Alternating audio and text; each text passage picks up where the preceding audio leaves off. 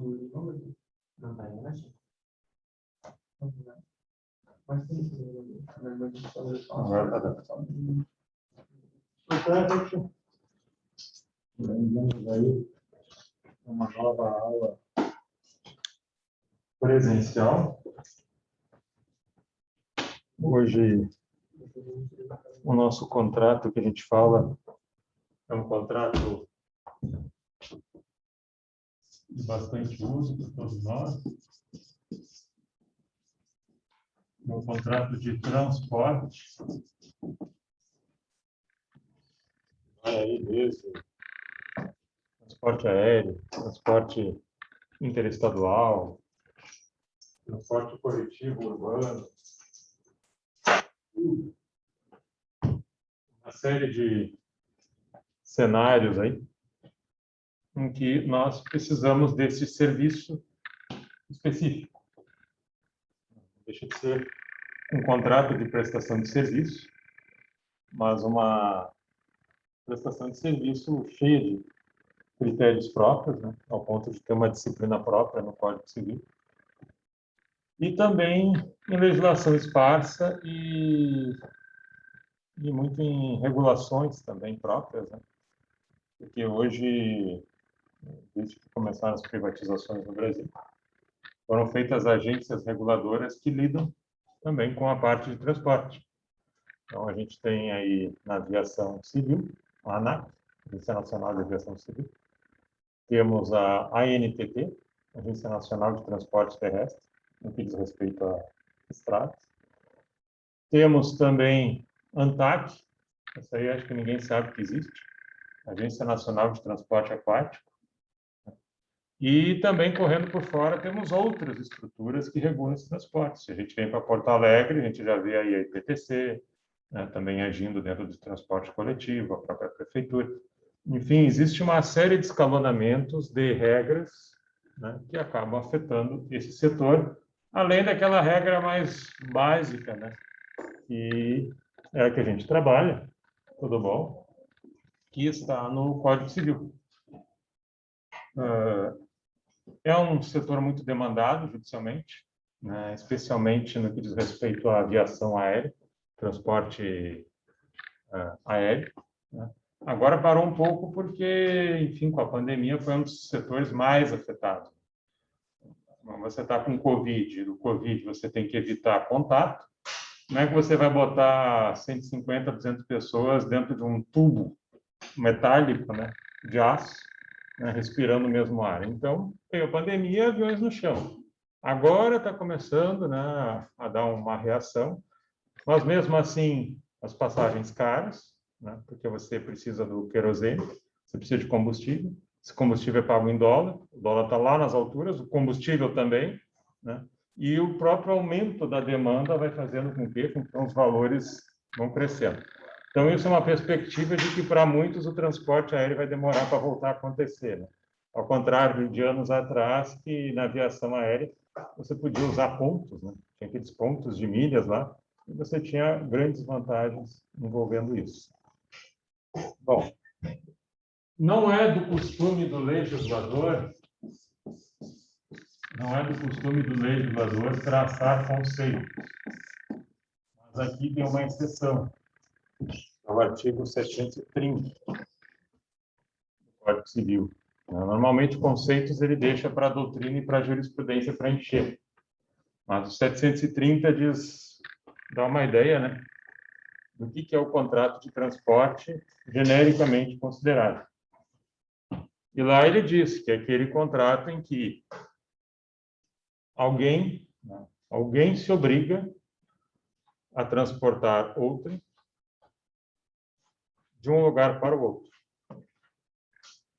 em segurança, juntamente com seus pertences. Então, alguém se obriga, mediante remuneração, a transportar outrem de um lugar para o outro e seus pertences. Isto faz do transporte, faz da sua natureza, uma obrigação de resultado.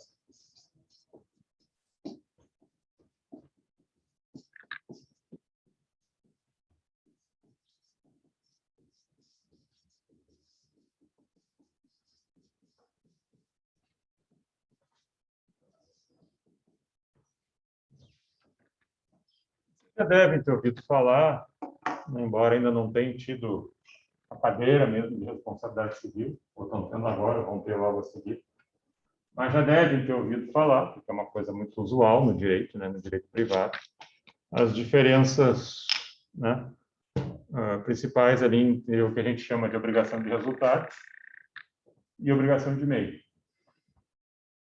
Uma compra e venda é uma obrigação de resultado, porque o sujeito tem que me entregar aquilo que eu comprei. Coisa simples, a coisa está pronta, eu comprei, ele tem que me entregar. Uma obrigação de meio, você pensa aí numa atividade médica, né? Quando o médico vai intervir, sem poder dar a garantia que vai salvar o paciente. Mas eu vou dar o meu melhor. Na advocacia, tu não pode garantir que tu vai absolver teu cliente. Só tem uma maneira de fazer isso. Comprando o judiciário. Nas 3 sequências, né? O primeiro, o segundo, o terceiro. Quem comprar o juiz, claro, esse aí pode garantir, né? O resto é um falastrão. Né? Mas aí você já entra no campo do ilícito e do crime. Agora, o contrato de transporte, ele não tem maiores problemas, né? É uma coisa bem simples. Você tem que deixar alguém no destino combinado. Claro que no meio disso pode haver intercorrências que a gente vai comentar como é que elas operam. Mas, em princípio, é algo muito simples. Você tem que deixar alguém no destino combinado. Então, como é que você cumpre esse contrato? Só assim. Não existe meio termo. Não existe deixar no meio do caminho. Não existe deixar o sujeito e não levar as suas malas também, se esse era o combinado. Então, você tem que deixar o sujeito em segurança, porque existe implicitamente uma cláusula de incolumidade. É implícito. Você levar o passageiro em segurança até o seu destino, junto com seus pertences.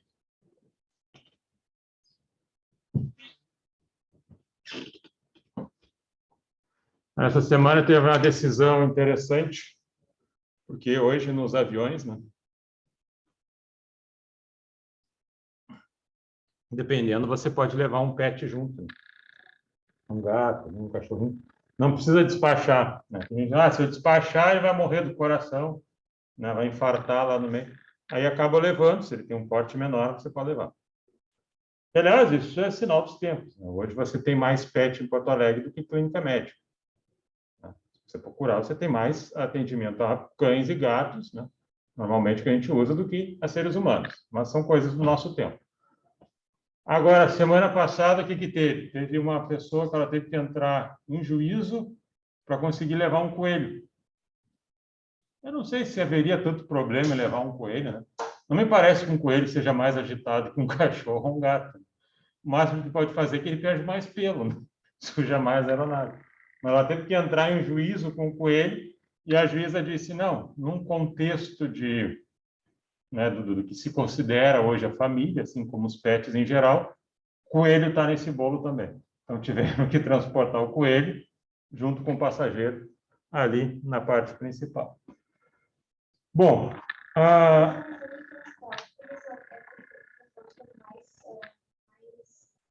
domésticos?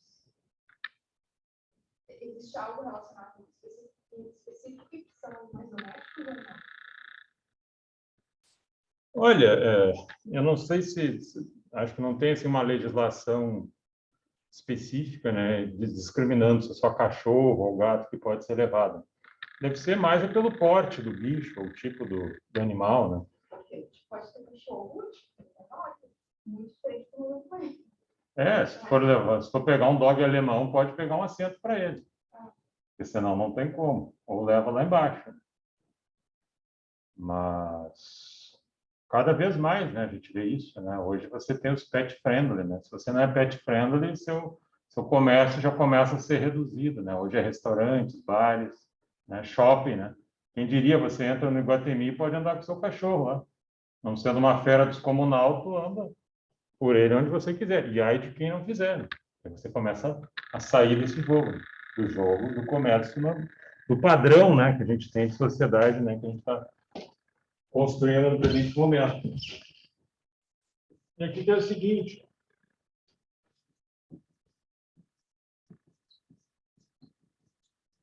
Abrangência do Código Civil.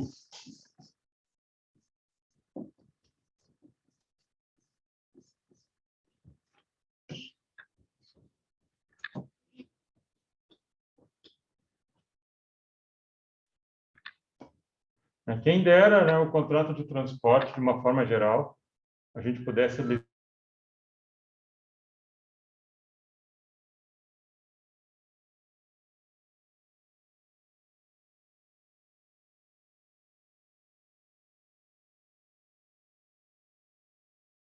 para as várias fontes normativas que podem existir, né? Então, um verdadeiro diálogo de fontes. Por quê? Você vai para o transporte aéreo, você vai ver uma série de resoluções da ANAC. Você vai para o transporte terrestre, tem resoluções da NTT. Aí você tem o Código Brasileiro de Aeronáutica. Aí você também tem o quê? Leis internacionais. Inclusive, não faz muito tempo o STF teve que resolver, depois eu vou falar disso, o que seria aplicável no Brasil. Se era o Código de Defesa do Consumidor ou o tal do Tratado de Varsóvia. O que é um Tratado de Varsóvia? O Tratado de Varsóvia ele foi feito em 1929 para unificar regras do transporte aéreo internacional. Você imagina o seguinte, você faz um voo de Lisboa a Moscou. Você passa por uns 5, 6 países, ou 7. Se imagina se em cada país que você passar tem uma regra diferente. Daqui a pouco dá uma pane no avião. Não, peraí que eu vou jogar ali na Polônia, que a indenização é menor. Ou não, eu vou perder as malas na Itália, porque lá é menor. Então, para não virar um contexto absurdo para a própria empresa aérea, tem um documento que mais de 100 países assinaram, assumindo o quê? Limites indenizatórios, entre outros. Então, quer dizer, pela Convenção de Varsóvia, se houver lesão corporal grave, se houver morte, se houver perda de bagagem, se houver atraso, lá tem limites indenizatórios. O grande conflito aqui é o seguinte: Código de Defesa do Consumidor diz, em caso de dano, o consumidor tem que ser ressarcido. Mas não põe limite nenhum. Tinha 2 leis até que colocavam limites em termos de indenização, que era a Lei de Imprensa, e o Código Brasileiro de Telecomunicações, que o STF reputou como não recepcionados pela Constituição Federal. Ele sempre foi pela prova concreta do dano. E aí tinha esse conflito. Você assina um tratado multilateral com 100 e poucos países, né, e diz, olha, eu assinei esse tratado, mas eu vou aplicar minha lei. Pô, então não dá. Então não assinasse.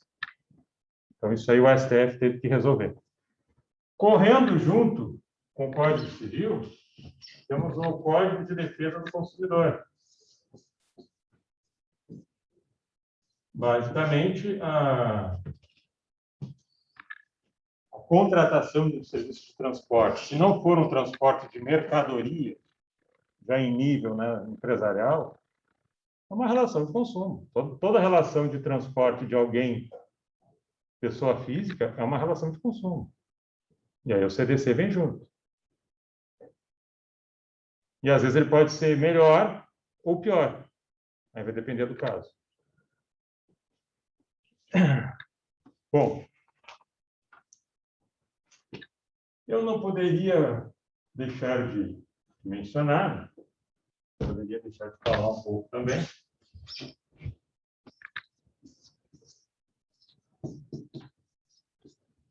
da questão do Uber.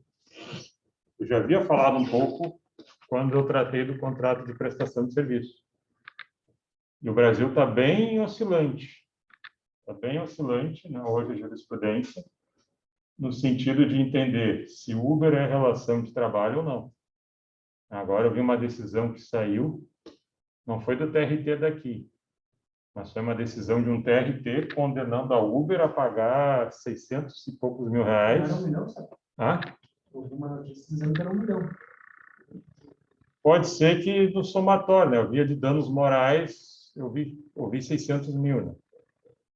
Para uma mãe cujo filho era motorista de Uber, que foi fuzilado praticamente, ele tomou uns 19 tiros, uma coisa assim, ele foi fuzilado, e ela ganhou essa indenização, né? E claro, ali também vinha a questão das verbas rescisórias e tal.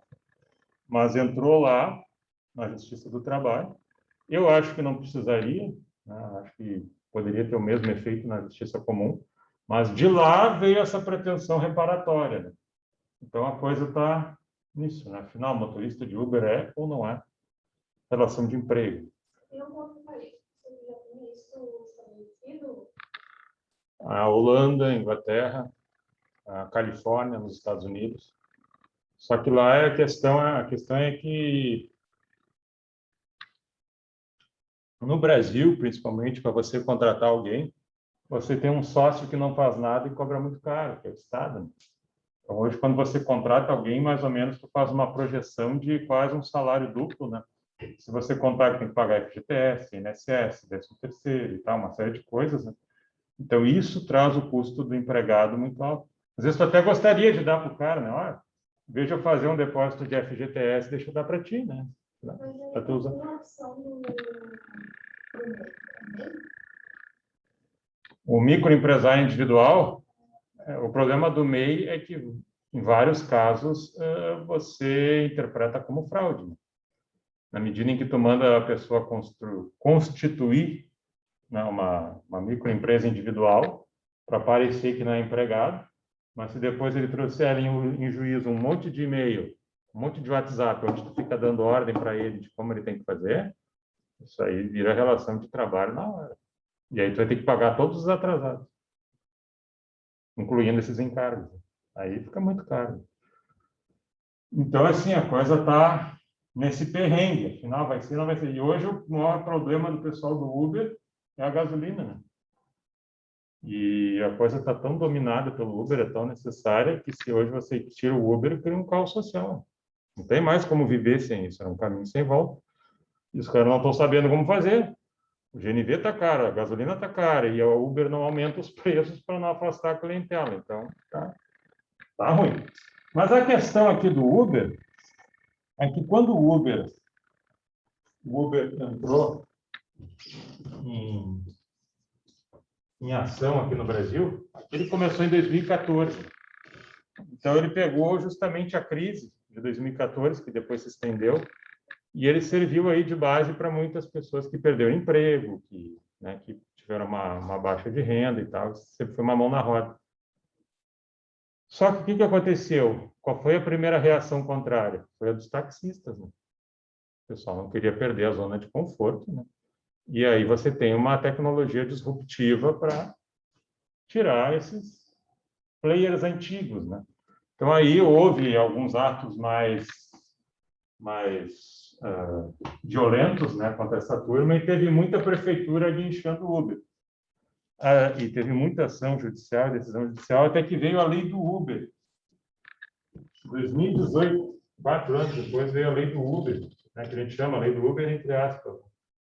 É a lei 13.640 de 2018. Essa lei do Uber, ela disse o seguinte: a exclusividade, né, ela confirma, né, que a exclusividade para tratar de normas de trânsito é da União. Os municípios não podem proibir Uber. Se quiser regular, pode regular, mas não pode proibir. Não pode guinchar, não pode multar. Eu não quero regular o Uber na minha cidade. Tudo bem, mas deixa funcionar. Se você quer regular, tem que ser dentro de um contexto, né, normal. Para o cara ser motorista de Uber, então tem que apresentar certidão de antecedentes, folha corrida, vamos ver como é que vai ficar a questão dos impostos, ISS, enfim, coisas nesse sentido. Antes do Uber, né, uma vez eu tinha ido para São Paulo. Em São Paulo tinha problema, assim como Rio de Janeiro, tinha muito problema de táxi pirata. E aí o motorista lá na oportunidade me chamou a atenção, que ele disse: olha, só aqui em São Paulo, capital, deve ter 10 mil táxis piratas. Ele diz assim: e é um pirata tão bem feito que tu só sabe se é pirata se tu parar ele e começar a vasculhar a documentação, senão tu olha e tu não dá nada. Hoje eu acho que não precisa mais, porque tem um Uber, né? Mas por que tinha isso? Porque tinha falta desse serviço. Se vocês lembrarem aí, Porto Alegre sem Uber é muito ruim. Você pegar uns táxis caindo aos pedaços, a maioria aí não era educado, enfim, uma série de problemas que com o Uber a gente deu esse upgrade. Ah, mas e se eu sofrer uma lesão no Uber? Se eu me machucar no Uber, alguma coisa assim, em relação ao Uber, tu toca ali, Código Civil, Código de Defesa do Consumidor e pede indenização, é um transporte normal. Ainda que o Uber não tenha um carro sequer. O Airbnb não tem uma pousada em um hotel. O Uber não tem um carro. O iFood não tem um restaurante. Mas isso não isola eles da responsabilidade.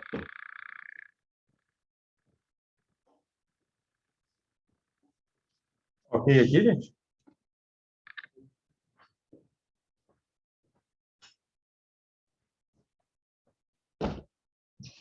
Professor, na questão ali das cidades, tem alguma cidade que regularizou. Acho que Porto Alegre tem regulação para Uber. Tem norma para Uber, né? Mas não para proibir, né? Só para tomar conta aí de algumas coisas. Tipo, que A parte... até onde pode ir, exatamente o que ele muda sendo regulado pela cidade. Tu pode se basear, por exemplo, como tu lida com táxi. Né? Ah, o que eu exijo para o cara ser motorista de táxi? Ah, exijo folha corrida, exijo CNH, exijo que o carro esteja em condições, né, de uso, né? Eu não sei se tem vistoria de Uber, né? Mas aí se tu é parado e teu carro não está em condições, ele poderia guinchar. Né? Não é carro até tantos anos? 5 anos, 6 anos. Eu sei. É que depende da modalidade daí. Assim, se é Uber Black. Eu sei que tem as regras da Uber para uso de carros e eu acho que elas são mais severas ainda em relação ao que se exigia, por exemplo, de táxi. Acho que ela cobra mais ainda isso. Outra grande questão que vocês fizeram a questão da vistoria, né? Tem que fazer a vistoria, descarga, E antes também o que acontecia é que os táxis eles tinham as placas de táxi, né? Que acabavam virando um comércio paralelo. Hoje não precisa, hoje não tem mais sentido, né? Porque antes era um serviço que tu só podia oferecer se tinha táxi. Hoje o Uber te mata, né? Então, se tu tinha um ponto bom ali, pega ali na frente do HPS, uma placa, só a placa do táxi era 200 mil reais. Uma placa de lotação, essas lotações, 400 mil reais. Só a placa dela. E aí virava um comércio, né? Isso não podia ser cedido, mas daqui a pouco tinha sujeito ali usando 10. O cara tinha 10 táxis. Como é que acontecia, né? Tudo funcionando, né? À margem da lei, né? Quando entrou o Uber, eu lá embaixo, ninguém mais quer táxi e tal, né? Mas eu acho que um táxi bem empregado aí, né? Pelo menos em outras épocas, ele podia render aí de 8 a 10 mil reais por mês, né? Na mão ali do proprietário. Então, era uma coisa que dava dinheiro. Uma vez eu peguei um táxi até tinha uma juíza dirigindo. Era uma juíza aposentada. O táxi era do marido dela. Ela começou a contar a história dela. Ela disse, estou aqui para ajudar meu filho, que casou agora e tal, e ele não pode dirigir. E ela foi para o trabalho. Né? De idade mais avançada, vestiu a camisa e estava lá pilotando o táxi. Bom, aí, para a gente fazer aqui uma divisão, até porque a lei faz isso, tem uma figura, é o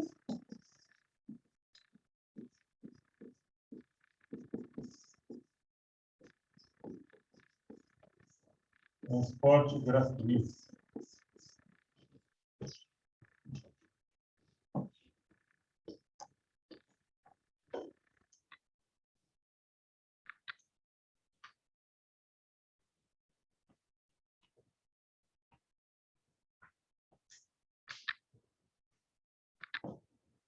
O transporte gratuito.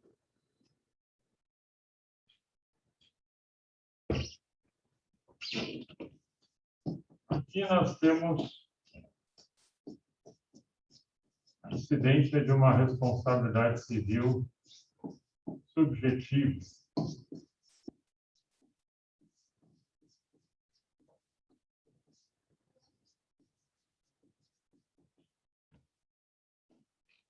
Dolo ou culpa grave.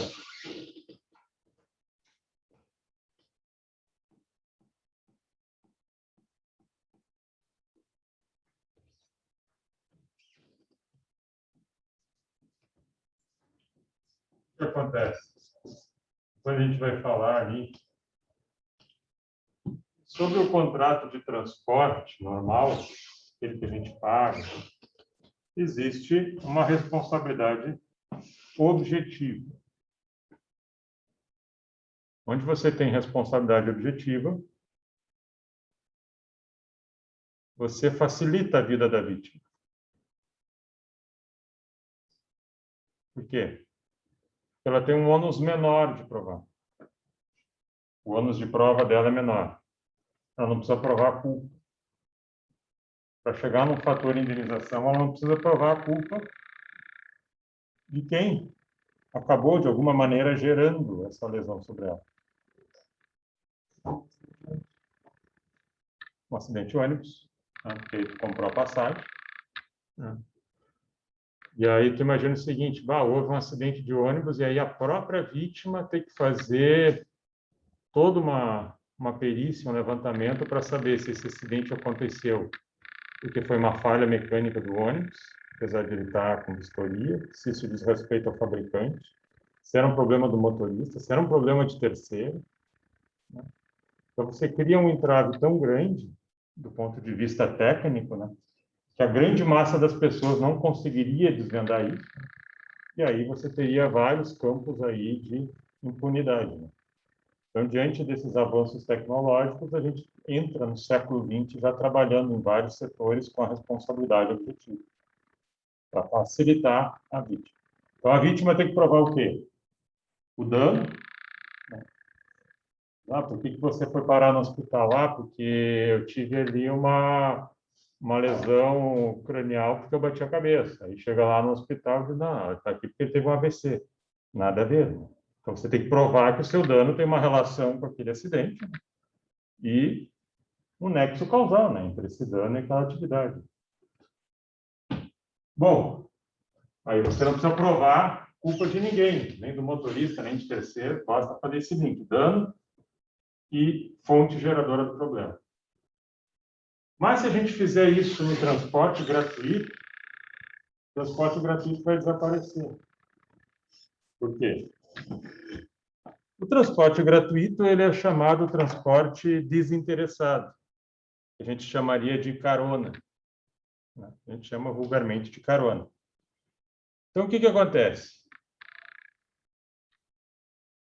Quem dá carona não é um profissional. É uma pessoa normal, né? Dirige, enfim, por N motivo está dando carona. Se ele se envolver num acidente e este meu carona se acidentar, né, se lesionar, ele tem direito, né, de pedir uma reparação se sou eu o culpado. Aqui entra na ideia de responsabilidade subjetiva, onde eu vou ter que provar que esse motorista agiu com dolo ou com culpa grave. Dolo. O dolo ele tinha vontade de produzir o dano. Eu quero me acidentar. Ou assumiu isso. E aí é o que a gente chama de dolo eventual. Encheu a cara e foi dirigir.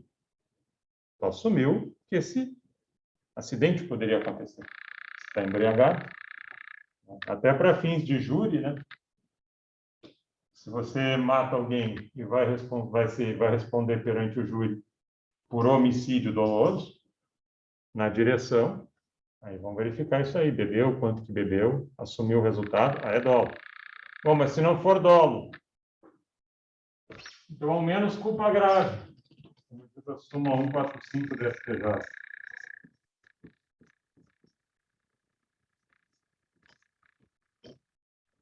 Você tem variações de culpa, né? Tem aquele olhar rápido, né, que não representaria tanta desatenção, mas tem outra que não é compatível. Hoje, se você pega as pessoas dirigindo, se antes o problema era atender o celular, e isso dava acidente, né, porque o cara só tinha uma mão na direção, enquanto estava falando no telefone, hoje em dia, o que as pessoas fazem no volante? Abrem o WhatsApp, abrem o Instagram, abrem o Facebook. Aí você não tem só uma mão, Você não tem óleo. Daqui a pouco você está ali, ó, 30 por hora, não está vendo que o sinal fechou e ali tem uma passarela de pedestre. Ah, porque resolveu responder um WhatsApp. Pronto, pegou uma criança, está feita a tragédia. Culpa extremamente grave. Você não pode tirar os olhos da direção. E se você, daqui a pouco, gera um acidente por conta disso, que resolveu na hora atender o WhatsApp, mexer, né? Não é nem atender, porque atender você ainda fica falando no Bluetooth, né? No rádio. Você tira os olhos e gera um acidente, aí você responde subjetivamente pelo dano gerado ao passageiro. Bom, e aqui tem o 736, parágrafo único. Ele diz o seguinte: já não é desinteressado, já não é carona, o transporte, né, que visa algum benefício do transportador. Direto ou indiretamente, um benefício econômico, por exemplo. Você vai ali numa imobiliária, eu queria ver o último lançamento ali da Melnick, lá perto do Antônio de Carvalho. Tá? Espera aí que eu te levo. Aí lá vai o corretor, né, vai no carro dele, para te levar para apresentar. Ele não está te dando uma carona, porque tu não vai ficar lá e seguir a tua vida. Ele está te levando até o empreendimento porque ele quer te mostrar para tu comprar. Depois vai te trazer de volta. Este percurso que ele está fazendo é um contrato de transporte. É uma relação de consumo. E responde objetivamente. Porque tem um interesse por detrás desta pretensa carona. No mercado, em geral, no mercado considerado, né, de uma forma ampla, existe uma regra que diz o quê? Não existe almoço grátis. Tá? Nada é grátis, nada é free. Todas as cortesias são computadas para quê? Para te estimular, nem que seja como uma metodologia de marketing, a comprar. Né? Então, isto já faz parte de um contrato, ainda que previamente é parte de um contrato. Ok aqui? No interior do Rio Grande do Sul, você consegue contratar o transporte gratuito. No SUS, se eles têm alguma consulta aqui em Porto Alegre, ou uma cidade, tipo, tu vai em cidades como pequenas, como eu digo, tipo Sentinela, Paco, essas coisas com mais 10 mil habitantes, né? Tu consegue transporte gratuito. Aí ele entraria nessa aí. Tu consegue um transporte gratuito porque a prefeitura fornece. Que a gente chama de ambulância terapia também. Às vezes pega o paciente e manda para a capital, em vez de investir lá. Sim, mas aí eles contratam o ônibus dele, o motorista dele. Isso dali, se tu tiver que responsabilizar ele, tu vai responsabilizar ele na ótica do Código Civil, porque ele é um prestador de serviço, ele está ganhando para isso, né? Ou pode também responsabilizá-lo como um concessionário, permissionário, né? Sobre a ótica da responsabilidade civil da administração pública, assim como o próprio município, né? O que também atrai a responsabilidade objetiva.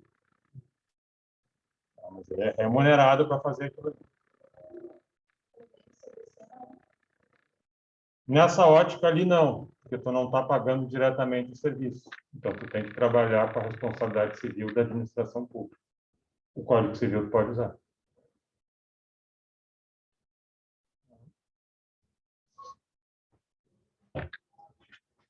Ok aqui?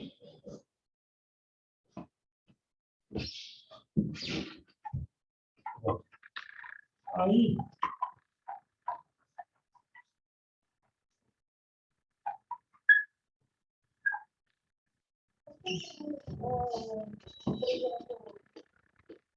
Sou contada no ônibus, né? Isso não existe, né? Tipo, empresa e tal, funcionamento. vamos ver agora. Agora que eu vou falar esse ponto. Assalto em ônibus. Como é que fica? Vou falar desse tópico aqui agora.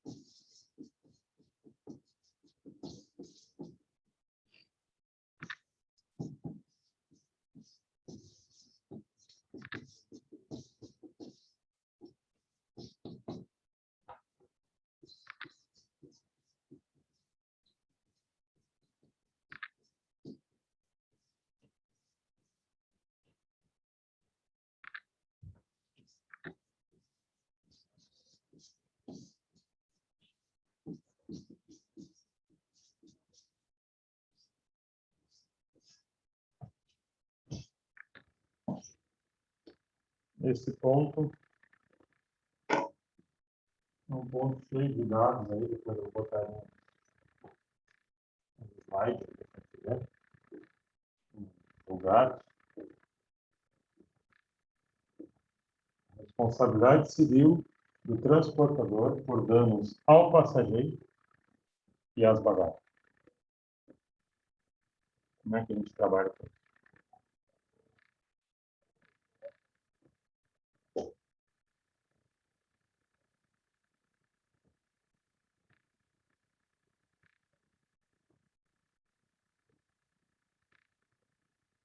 A busca por avanços tecnológicos de segurança é constante, né, em vários setores. Talvez um dos mais evoluídos nesse sentido é o transporte aéreo. Se a gente for ver ali a proporção de acidentes, pelo menos com aeronaves de grandes companhias e grandes portes, é largamente inferior aos acidentes com ônibus, né? Ônibus interestadual e ônibus coletivo. Até porque existe uma cobrança internacional sobre isso, existe uma certificação, né, sobre as companhias, sobre os aeroportos. Né? E eu acredito que daqui a um tempo mais as aeronaves talvez nem comandante mais tem, vai ser alguém em terra operando ali no controle.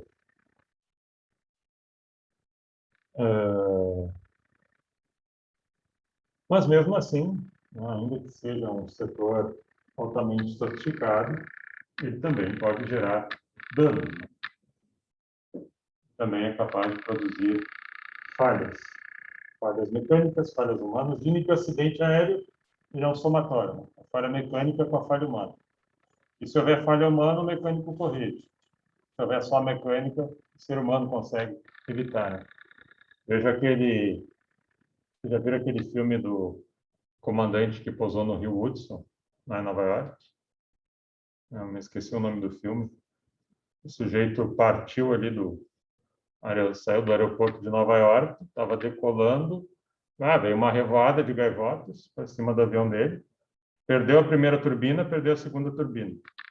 O que vai fazer? Vamos tentar voltar para o aeroporto. Não vai dar, não vou conseguir planar até lá. Perdi tudo. Antes disso, eu vou cair. Ele conseguiu pousar no Rio Hudson, em Nova York. Não morreu ninguém, não se machucou ninguém. Né? E aí, no final da apuração, né, os caras analisando como é que ele se salvou, ele disse, te salvou porque era tu. Foi o diferencial. Né? Todos os testes que a gente fez aqui era para ter morrido. É para não ter sobrado nada. Então, né, deu sorte, né? Mas, bom, o contexto do transporte, de uma forma geral, ele é visto como uma atividade que tem um risco inerente. Esse risco, na verdade, ele é compensado por quê? Pelo bônus. Qual é o bônus? O bônus é a venda das passagens. É o dinheiro que você ganha vendendo. Só que, uma vez que a sua atividade gera risco, você tem que responder por ele.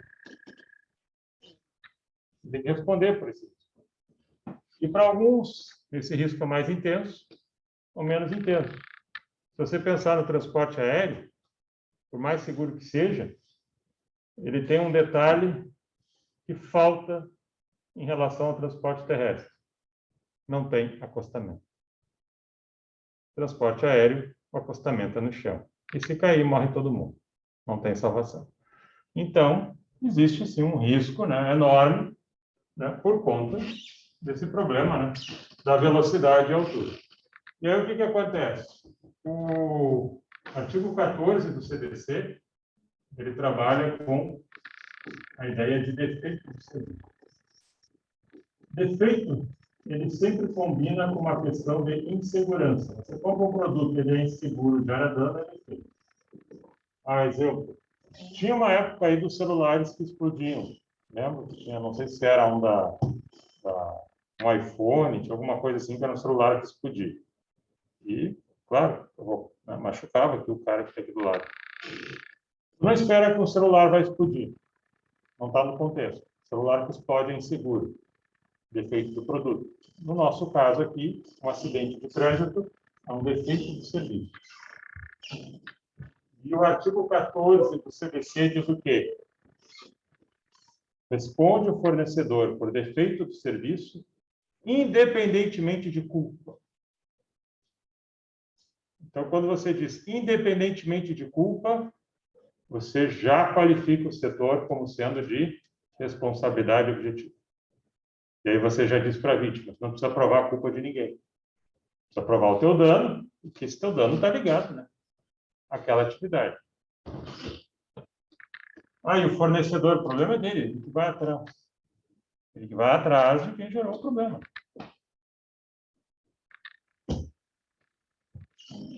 Entrando nessa linha, porque veio depois, o Código Civil atual, ele tem lá o artigo 927 que diz o seguinte: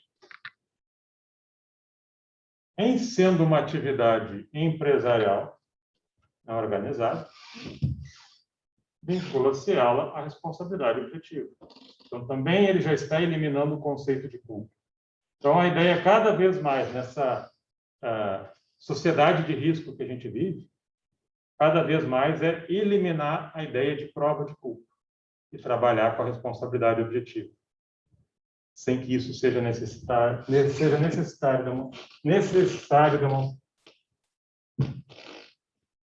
O artigo 734 do Código Civil é interessante, porque ele já diz o seguinte: qualquer cláusula contratual que diga o transportador não vai indenizar. O transportador não vai indenizar em caso de acidentes e lesão a passageiro e suas bagagens. Completamente nula. Nulidade total. Não existe essa isenção. Bom, aí a gente pensa o seguinte: tá, mas então essa responsabilidade, ela é total? Não, ela não é total. Só existe um setor oficialmente no Brasil, existe um setor em que se trabalha com a ideia de responsabilidade absoluta. Ou seja, mesmo que você não tenha nada a ver com o problema, se o problema acontecer, você paga. É o acidente nuclear. Então, digamos que um tsunami invadiu lá Angra 1, Angra 2 e fez o mesmo problema que ocorreu lá no Japão com Fukushima, né? Você teve uma cidade que você tirou todo mundo de dentro da cidade, né? Porque deu vazamento nuclear, houve aquela invasão do mar. Se acontecer isso em Angra 1, Angra 2, a União tem que pagar os danos que foram ocasionados. Então, oficialmente, esse é o único caso de responsabilidade absoluta, não tem como se desviar. Mas isso foi problema climático, paga. Paga porque o que tu faz é de extrema periculosidade, né? De extremo risco em caso de dano. Não é o caso do transporte, não é o caso do contrato de transporte. Tá? Por quê? Porque o 734 do Código Civil, ele traz as excludentes de responsabilidade.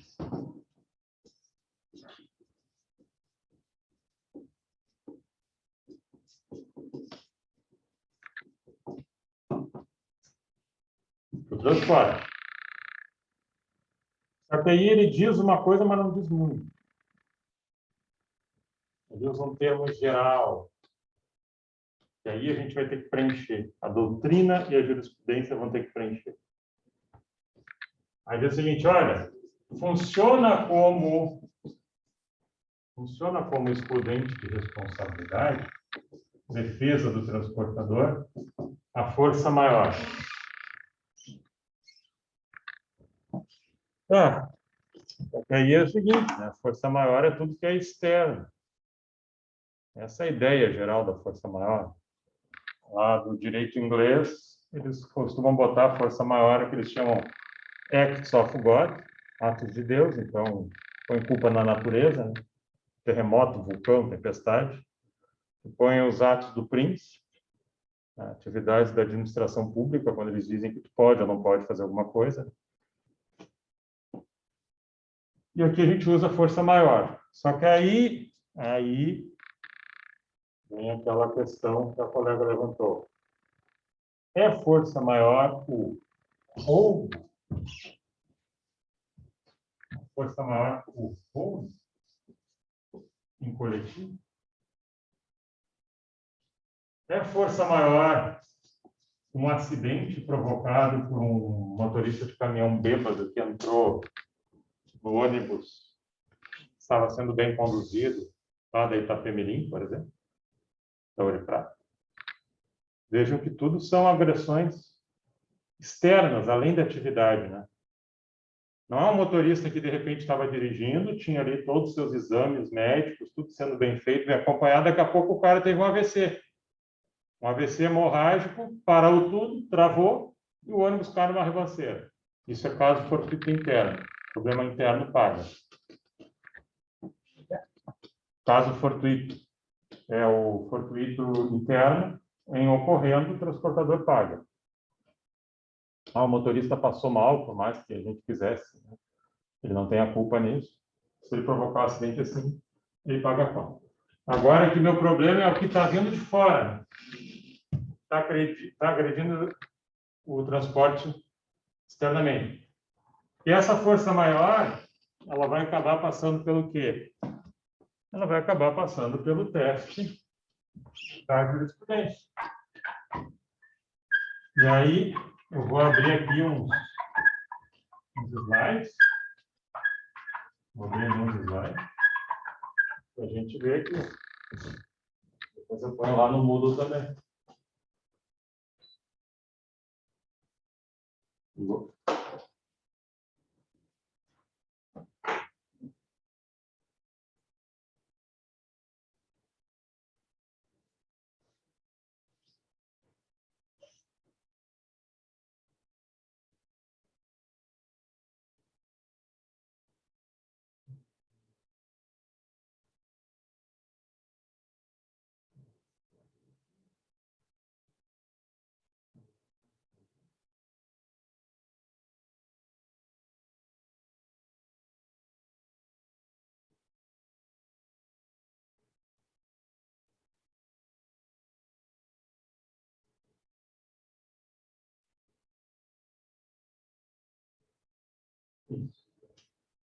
Apagar de aviso.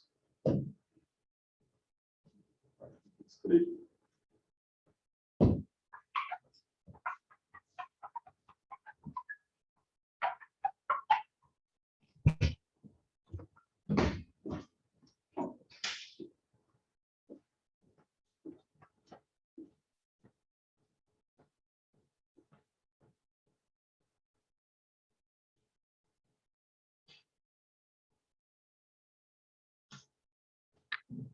Alguém pode ser voluntário para ver aquele primeiro slide ali? Consegue ver? Aproximando.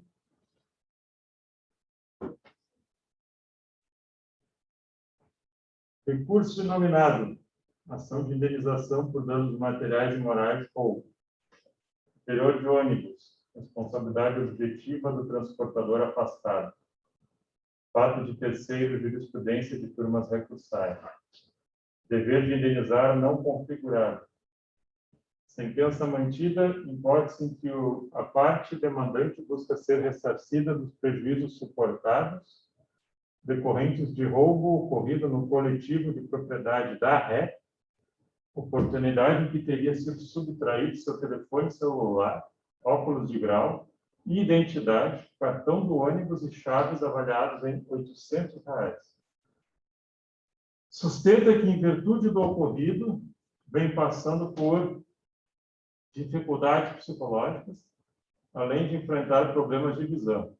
Pediu indenização por danos materiais e morais, responsabilidade objetiva do transportador, que não se aplica ao caso concreto, considerando a excludente de responsabilidade, advinda de fato de terceiro. Prova coligada aos autos que demonstra a quebra do nexo de causalidade, porquanto os prejuízos suportados pelo demandante foram decorrentes de fato de terceiro, que se apresenta na hipótese como excludente de responsabilidade da demandada. sentença de improcedência. Esse é o padrão normal para assaltos em coletivos ou ônibus, né? Às vezes eles faziam assaltos em ônibus que iam, por exemplo, lá para o Paraguai, lá para a fronteira, né? O pessoal sai carregado com um pouco mais de dinheiro. Aí vem dois lá, bandidos, né? Que compram passagem, vão ali dentro. Aí no meio, ali, uma hora depois, já mandam um celular para um parceiro. Eles param o ônibus, levantam todo mundo, assaltam todo mundo e saem nesse carro. Se entende que no valor da passagem, o valor cobrado da passagem, não tem um custo que possa suprir a segurança, né, do coletivo. Esse problema de segurança pública é do Estado, né, e não propriamente da empresa que explora a atividade. E aí, de regra, assaltos em ônibus não levam indenização. Às vezes vai surgir uma ou outra coisa, com alguma peculiaridade, talvez acaba escapando, mas a rede maior é essa daqui. Segundo caso. Às vezes não poderiam prever, colocar um negócio de metal para ver se está armado, algo do gênero. Aí eles dizem que isso sai caro e que se o sujeito estiver armado, tu não tem como impedir ele, porque o motorista não tem como reagir. Esse seria o problema. Teria que mandar alguém dentro do ônibus com essa ótica. Mas para tu pegar um avião, você tem que passar lá e tampar da armado. Mas daí não é só, aí é para terrorismo. Aí é sequestro, terrorismo de aeronave, dentro de um contexto de regras internacionais, né, que infelizmente a gente não consegue aplicar aqui, né? Dependeria da legislação pátria aqui de colocar isso. Né? As empresas de ônibus, elas tomaram um pufo forte aí na pandemia. Né? Elas já vinham sentindo um tranco grande, né, por causa desses aplicativos, né? Muito motoboy na rua. Com a pandemia, o pessoal parou de usar, e aí o problema é a sustentabilidade disso, né? Você não tem gente pagando, e ele é necessário, a gente vai ter que botar dinheiro ali para fazer isso, mas claro. Professor, mas ônibus assim, entre cidades, muitas vezes é perguntado se quer com seguro ou sem seguro. Esse seguro seria referente ao quê? Esse seguro, boa pergunta da colega, o seguro que te cobram na passagem de ônibus intermunicipal, ou às vezes interestadual, né? Esse seguro é apenas um facilitador para a vítima. Tá? O que acontece? Se tu tiver ali uma perda de bagagem, ou uma lesão, enfim, tu nem precisa entrar com uma ação contra a empresa, tu já faz o teu pedido direto para a seguradora e ela iria te ressarcir dentro do valor da pólice deles.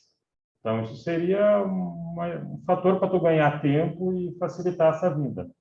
Do contrário, se tu for pedir, talvez eles vão criar alguma resistência, né, para ficar de alguns anos brigando, né, para pedir a extensão do teu dano. Então, é uma comodidade.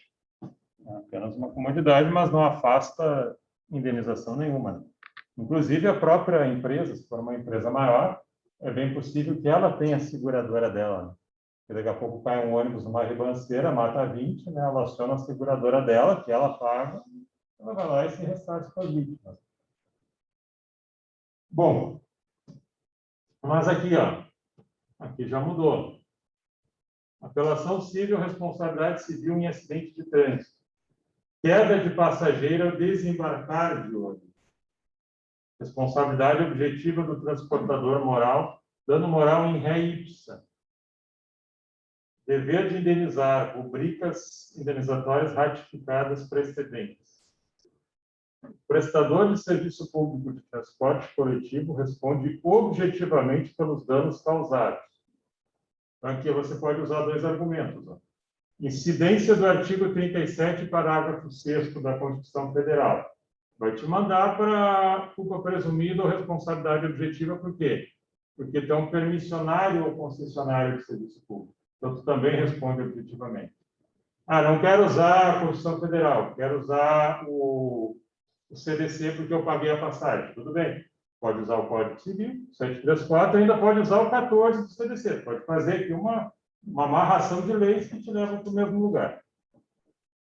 Caso em que a autora, devido à manobra brusca do preposto da ré, ônibus coletivo, as pessoas estão aqui. Devido à manobra brusca, foi vítima de queda no interior do coletivo, sofrendo lesões corporais. Nexo causal demonstrado. Ausente prova de qualquer excludente de responsabilidade, como a respeito culpa exclusiva da vítima ou de terceiro. Quiserem empurrar para ela ainda, o fato dela ter caído. Dever de indenizar o dano causado na medida em que o transportador tem obrigação de meio e de resultado, ou seja, não só deve conduzir o passageiro, quanto deve fazê-lo de forma segura para que chegue incólume ao seu destino. Isso não é de meio, isso é de resultado apenas. Tendo presente que o óbito da vítima decorreu da lesão sofrida no evento danoso, cuja responsabilidade é inarredável da empresa, evidente o dever de indenizar os danos morais causados, os quais, na hipótese dos autos, caracterizam-se como um dano em ré ipsa. É adequado o montante definido pelo juiz originário e expedicionante das peculiaridades do caso concreto, conforme o entendimento dessa corte, se tratando de vítima fatal. Pensionamento ratificado. Nos termos da sentença, com secretários legais, abatimento do seguro de PVAT confirmado. Súmula 246 da STJ. Depois é legal conferir esse acordo aqui, porque eu não sei se essa ação ela entrou quando a pessoa ainda estava viva, pedindo uma reparação pelos danos, né, que ela tinha sofrido, ou se essa ação entrou quando ela já tinha morrido. Porque quando ela entrou quando ela já tinha morrido, duas coisas podem acontecer. Você poderia entrar com uma ação em nome da sucessão dela, por conta do quê? Pelo sofrimento que ela teve. Aquele sofrimento que ela teve, que é indenizado dentre o acidente até o momento do óbito dele, é um patrimônio que ela adquiriu, é uma indenização que ela adquiriu. Só que, na medida em que ela falece, isso vai ser dividido entre a sucessão dela. Só que é um direito direto dela, é dela. Mas, quando você tem dano-morte, acontece também muito do chamado dano por ricochete. Quer dizer, você mata esse, mas quem sofre são esses três aqui. Quem são esses três? Pode ser os filhos dela. Filhos menores que perderam a mãe, filhos maiores que perderam a mãe, e talvez até filhos que, além da dor de ter perdido a mãe, que é uma dor grande, né? Tem também o problema da perda financeira, porque aí a mãe sustentava a família e vai deixar de fazer. Então, você tem o dano da vítima em si e, eventualmente, um dano ricochete, que são os parentes já reclamando um direito próprio, pela dor que ele sente ao perder aquele ente querido. Então, eu não sei como é que isso foi impactado aqui, mas tem uma expressão ali que fala o seguinte: dano moral em ré ipsa. Já ouviram falar nisso? Eu falei para vocês que na responsabilidade objetiva você tem que provar o dano. E eu falei que você tem que provar ali o nexo causal, quer dizer, esse dano está relacionado a uma atividade. Não, na objetiva tu não prova isso. Não precisa mostrar quem falhou e como falhou. Tem que mostrar só que o teu dano está relacionado a uma atividade. Não, essa, o dolo e a culpa é a subjetiva, que é a questão do carona. O carona, tu só atinge ele provando a culpa dele. O transportador, tu não precisa provar a culpa. Então, o que acontece? Eu tenho que provar o meu dano. Né? Tá, mas isso, o meu dano é o seguinte: o sujeito teve um acidente de trânsito, o ônibus bateu no outro caminhão e o cara ficou aleijado. O sujeito ficou aleijado, ou paraplégico, tetraplégico. Bom, tem um problema de renda, né? Ao tu deixar de trabalhar, né? Mas também tem o problema da dor. Como é que fica a dor de alguém que, de repente, descobre que está paraplégico por causa de um acidente de ônibus? A partir de agora é cadeira de rodas. Eu preciso provar a minha dor? Como é que eu provaria a minha dor? Como é que eu vou chegar? Eu precisaria chegar na frente de um juiz de cadeira de rodas e dizer para ele: eu estou sofrendo porque eu estou numa cadeira de rodas? Não precisa. O juiz tem que me ver ali e saber o que eu estou sofrendo. Então, quando você tem essas questões de dano moral, na grande maioria dos casos, a gente chama de dano moral in re ipsa, que é quando a coisa fala por si.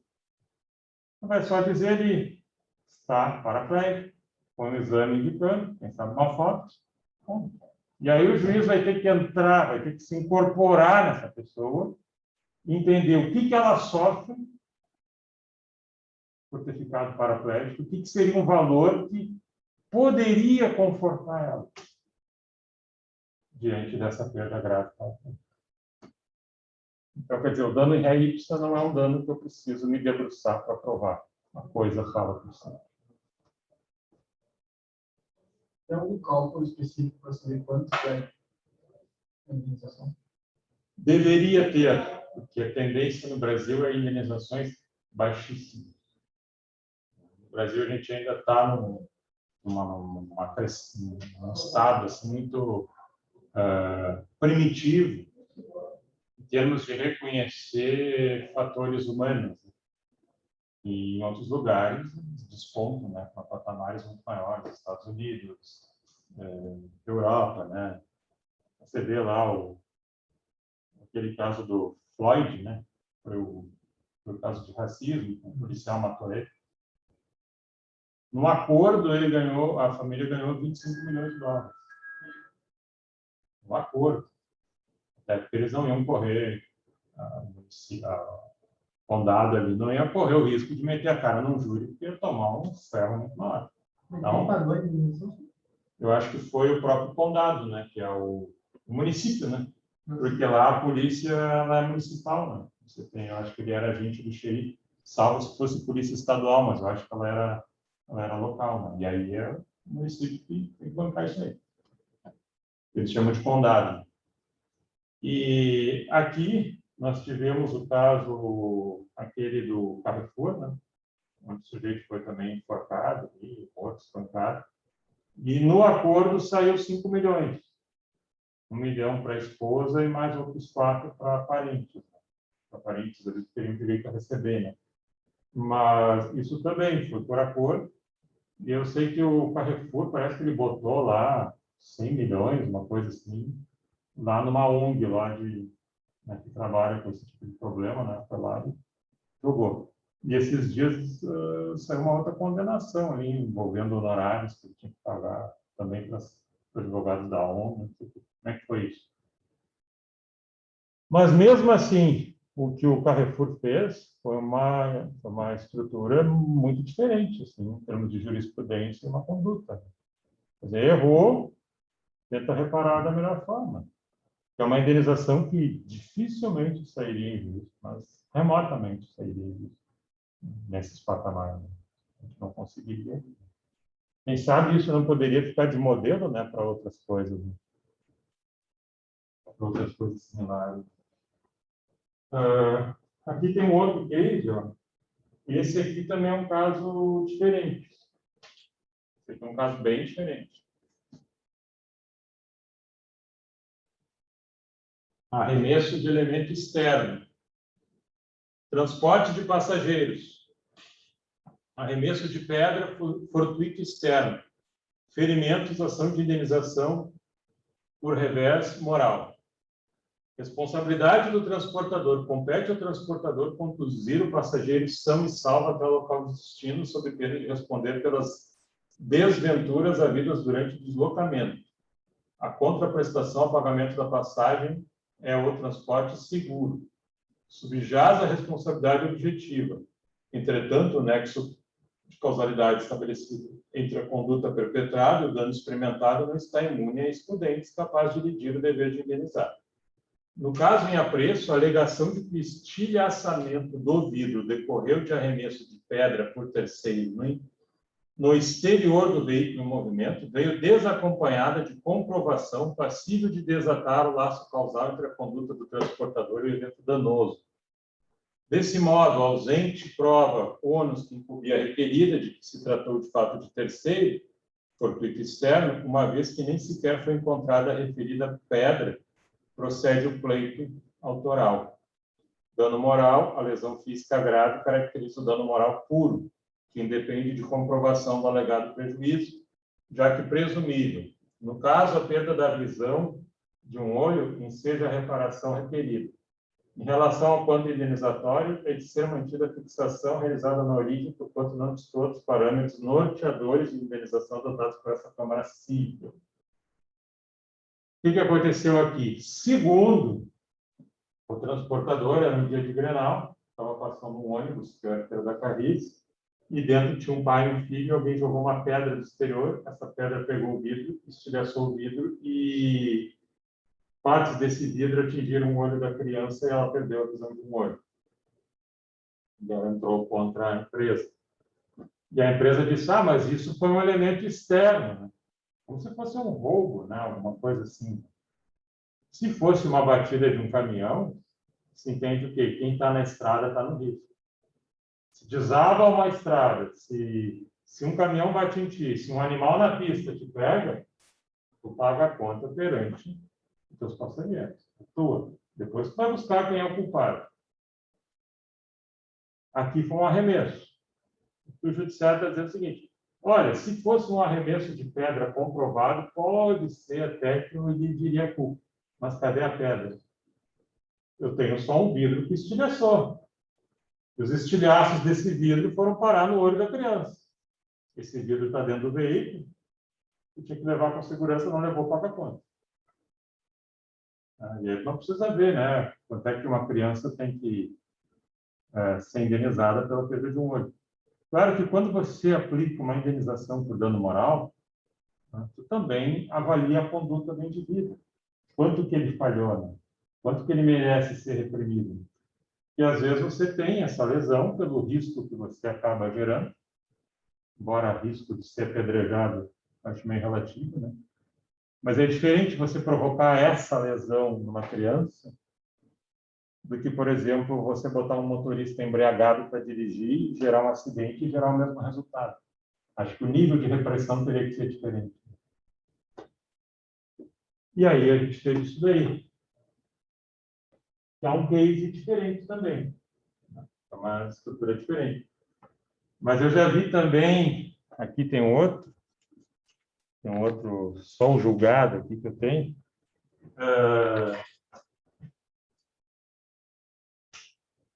Essa daqui eu acho que envolvia até o Transurb. É um recurso extraordinário, 88.407. Existências de assaltos diuturnos a coletivos na região em que a firma explora sua atividade lucrativa. Quer dizer, na medida em que o Transurb ou algum outro ônibus é sempre roubado no mesmo lugar, a empresa deveria agir para evitar passar ali ou tomar algum outro tipo de precaução, porque ali já não é mais uma eventualidade, é certo que vai ser roubado. Então, aí ela já seria responsável. Nós temos um caso agora que dá para tentar costurar assim. Né? Foi semana passada, mataram uma estudante, né? Ali numa parada de ônibus no Cristal, né? Deram um tiro nela e ela estava ali esperando o ônibus. O pessoal já disse, essa parada que fica aqui do lado do shopping é um ataque. Direto tem gente sendo roubada ali, porque sabe que vem do shopping e tal. Se nada é feito nisso, se nada é comunicado, me parece que existe uma omissão. Deixa assim. Não dá para deixar assim. Eu não estou dizendo que o Estado é um segurador universal. Eu fui assaltado ali num canto que nunca tem assalto. Mas na medida que sempre ocorre, tu tem que tomar uma precaução. Diferente da ideia. Teve um outro aqui, STJ, RESP 168985. Incêndio ocorrido no interior do coletivo derivado da combustão de material explosivo carregado por passageira que adentrou o ônibus, conduzindo pacote de volume expressivo, cujo ingresso se deu excepcionalmente pela porta da frente, mediante prévia autorização do motorista. Acho que isso aconteceu ali em Rio Grande. Cidade pequena, né? O pessoal se conhece. a passageira entrou no ônibus carregando toner. Sabe esses toner de xerox? Altamente combustível, aquilo ali. Ela entrou carregando toner. Nem podia, né? E o sujeito disse, não, pode entrar. Mas então faz o seguinte, tu te senta lá e deixa aqui do meu lado, né, que aqui vai ficar cuidado. Qual é o lugar mais quente do ônibus? Embaixo do motorista, que é onde está o motor. O motor não está lá no fim, está no início. Explodiu. Explodiu, teve gente que morreu, se queimou. Tá? Então, tem, né, aqui uma série de questões. Uma outra aqui também, ó. Existe o direito à ação regressiva, artigo 735. Quer dizer, à medida em que um caminhão bate no ônibus e o ônibus tem que se entender com o seu passageiro, porque é uma atividade de risco e responsabilidade objetiva, nada obsta a empresa de ônibus entrar com uma regressiva contra o motorista do caminhão. Natural. Culpa exclusiva da vítima é trabalhado normalmente como força maior.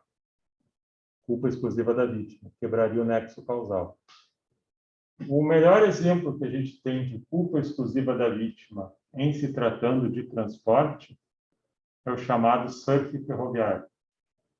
Por mais que tu tenha o pessoal ali para impedir, a gurizada quer emoção, vai em cima daqueles trens, né, interurbanos, ou morre queimado por eletrocução, né, simplesmente desaparece, né, toma uma descarga horrorosa, ou numa freada, né, é jogado longe e vai morrer igual.